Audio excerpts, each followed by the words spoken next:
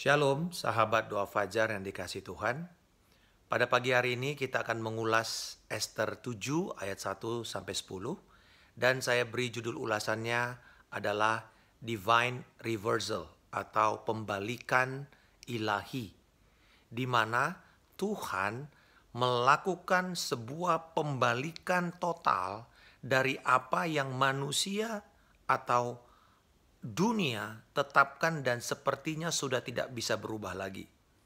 Kita tahu di dalam konteks daripada Ester ini bahwa sudah keluar undang-undang untuk pembinasaan etnis Yahudi yang ditandatangani oleh Haman dengan memakai cap raja. Dan Haman sudah begitu yakin sampai di dalam pasal yang ke-6 kita melihat bagaimana Tuhan mulai membalikkan situasi di mana apa yang dia pikir sebagai sebuah promosi yang akan didapatkan oleh Raja Ahasveros ternyata diberikan kepada Mordekai yang menjadi lawan politik utamanya. Tetapi dia pulang dengan gundah gulana.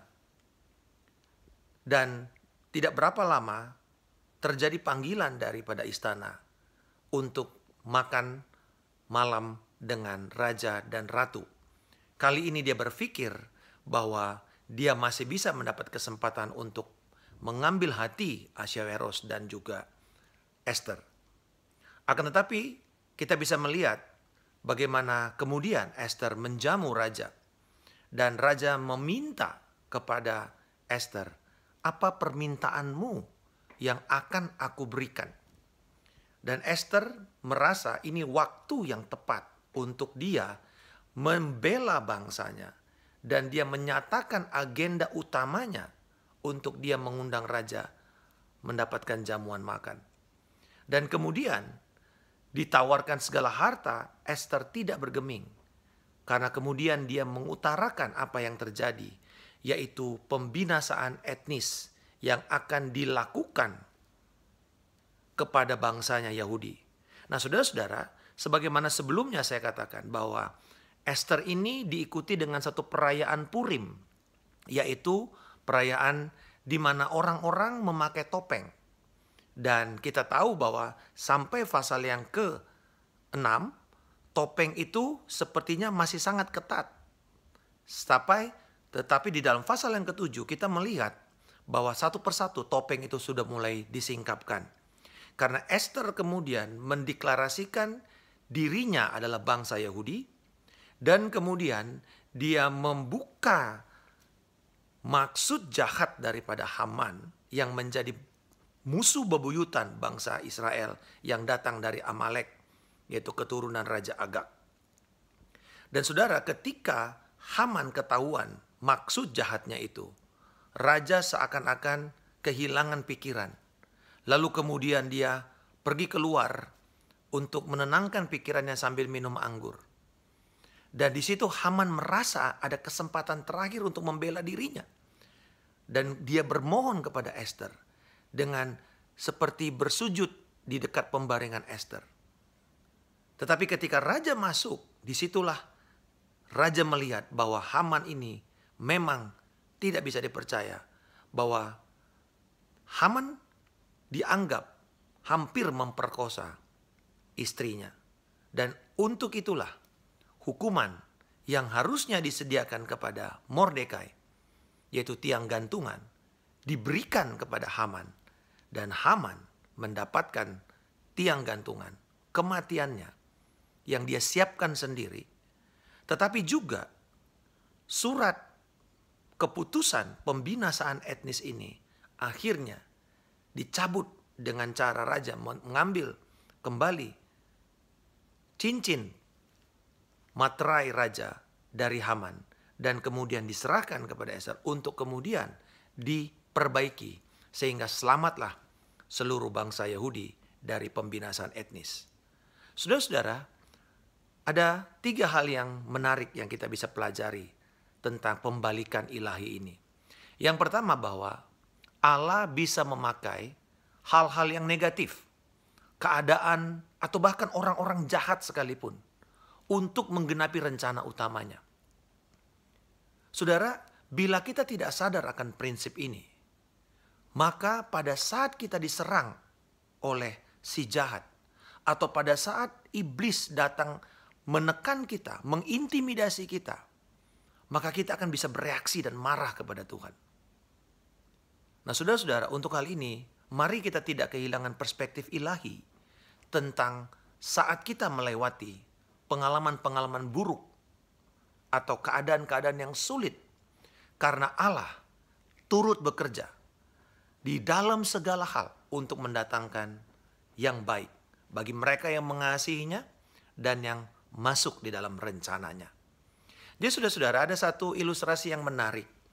Dalam sebuah camp pelatihan tentara, seorang instruktur sudah mempersiapkan para siswa-siswa ini untuk latihan halang rintang. Dan sebelum dia lepaskan ke daerah medan yang sebenarnya, dia meminta untuk mereka meloncati sebuah genangan air atau sebuah kubangan. Dan kemudian semua para tentara ini berusaha untuk meloncat. Tetapi ada yang cuma sampai setengah, ada yang 3/4, ada yang bahkan 1/3. Tidak ada yang sampai ke ujung daripada kubangan tersebut. Si instruktur merasa kecewa dengan hasil daripada pelatihan itu. Sehingga dia mengatakan kepada mereka, besok kita semua harus ulangi lagi ujian ini. Dan akhirnya ketika semua siswa itu sudah siap di depan kubangan itu, dan ternyata mereka menyaksikan si instruktur itu mengeluarkan buaya dan memasukkannya ke kubangan dan membuat buaya itu terendam di sana. Lalu dia meniup peluit dan mulai memberikan perintah komando untuk mereka mulai loncat. Dan tidak bisa kita bayangkan, ternyata semua prajurit itu meloncat dan semuanya bisa sampai ke ujung tanpa ada yang jatuh. Tebak apa menjadi inisiatif atau motivasi mereka? Ternyata bahaya maut. Daripada jatuh dan dimakan buaya, lebih baik saya berusaha sedapat mungkin untuk mencapai garis akhir. Nah, saudara-saudara, saya percaya bahwa apapun, karena kita bicara providensia Tuhan, yaitu tangan Tuhan yang tidak terlihat, yang ada di sepanjang perjalanan sejarah, maka sewaktu kita melihat perspektif ini, kita tidak menjadi kecewa. Terutama di masa-masa sekarang ini, di mana begitu banyak ketakutan, intimidasi, yang membuat kita bisa kehilangan perspektif yang benar. Yang kedua, bahwa menantikan Tuhan berarti menantikan Dia menyatukan semua kepingan-kepingan untuk menjadi sebuah gambar utuh seturut kehendak Tuhan. Waktu Tuhan adalah waktu yang terbaik. Sekalipun kita melewati banyak pencobaan, ujian, tetapi waktu Tuhan tetaplah waktu yang terbaik. Godaan kita adalah kita bertanya kepada Tuhan. Tuhan, seperti pemazmur Daud berulang-ulang dalam kitab Mazmur berkata, berapa lama lagi? Berapa lama lagi Tuhan? Tetapi bagi Tuhan, daripada sekedar menyelamatkan Daud pada saat itu dari persoalannya, ada begitu banyak hal yang perlu dia atur di depan. Ada begitu banyak hal yang perlu dia persiapkan di depan. Supaya ketika rencananya sempurna datang, maka kemuliaan hanya akan menjadi milik Tuhan. Dan yang kedua, kita melihat bahwa menantikan waktu Tuhan yang sempurna itu adalah waktu Tuhan umumnya datang dengan tiba-tiba. Sudden. Waktu yang datang dengan tiba-tiba dan tidak terduga. Dan biasanya keadaan yang kita lihat harus lebih dahulu buruk dulu, baru kemudian terjadi yang namanya bounce back atau satu lontaran balik dan kemudian naik kepada satu pencapaian atau puncak. Nah, saudara-saudara, waktu Tuhan adalah waktu yang terbaik. Dan kita melihat godaan kita adalah kita mau lebih cepat atau ketika itu datang kita sungkan, kita enggan, kita merasa tidak berani melakukan, tidak punya iman untuk melangkah. Tetapi pada waktunya Tuhan datang, maka kita harus merespon dengan baik. Karena itulah waktu yang tepat. Dan Tuhan serta anugerahnya bersama-sama dengan kita. Dan yang terakhir, bahwa kita diajar untuk percaya dan menyandarkan sepenuhnya kepada Tuhan saat keadaan itu tidak adil.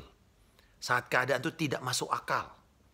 Karena Dia yang sanggup membalikkan keadaan yang kelihatannya sudah tidak bisa dirubah untuk sesuai dengan kehendak dan rencananya. Sehingga tidak ada satupun yang bisa mengatakan, ini jasa saya. Tetapi semua itu kembali kepada Tuhan. Dan saya percaya bahwa saat-saat seperti ini, ada begitu banyak keadaan-keadaan menakutkan yang tidak enak. Tetapi justru inilah saya yakin, sebagai satu prophetic message kepada jemaat Tuhan, bahwa orang-orang yang hanya mengandalkan pertemuan-pertemuan tanpa sebuah komunitas, tanpa sebuah intimacy, tanpa sebuah keintiman dengan Tuhan, tanpa sebuah kedekatan dengan Tuhan, tanpa sebuah hubungan pribadi yang kokoh, yang bersandar kepada doa, penyembahan, dan firman, mereka bisa kocar-kacir. Tetapi orang-orang yang sejati, yang setia, akan Tuhan bangkitkan pada masa-masa ini. Dan inilah waktu di mana kita akan menyerukan nama Tuhan sebagai nama benteng kita, kota perlindungan kita, menara yang kokoh. Kesanalah semua orang berlari dan mendapatkan keselamatan. Terus memberkati, selamat melanjutkan doa fajar saudara.